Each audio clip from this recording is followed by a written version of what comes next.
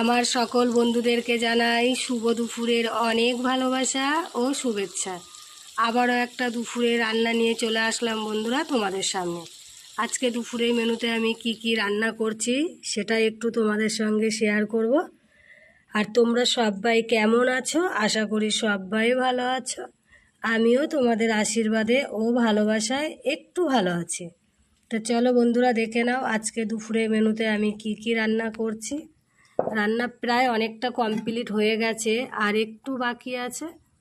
এখানে হয়ে গেছে গরম গরম এক হাঁড়ি ভাত। যেহেতু এখনও রান্নাটা কমপ্লিট হয়নি, তাও ভাবলাম তোমাদের সঙ্গে একটু রান্না করতে করতে শেয়ার করি। আর এটা আমি কি চচ্চড়ি করেছি বলো তো বন্ধুরা?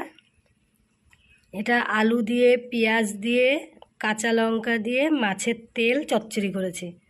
তা মাছের তেলটা খাওয়াটা অনেকটাই ক্ষতি জানি, কিন্তু খুব ভালো লাগে।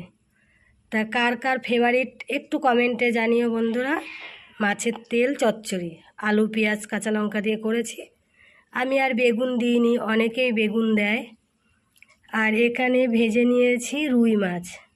রুই মাছটা আমার ভাজা কমপ্লিট হয়ে গেছে, আর সাথে একটু আছে মাছের ডিম, এটাকেও ভেজে নিয়েছি। আর এই যে এইখানে হচ্ছে মাছের তরকারিটা এখনও কষানো হয়নি।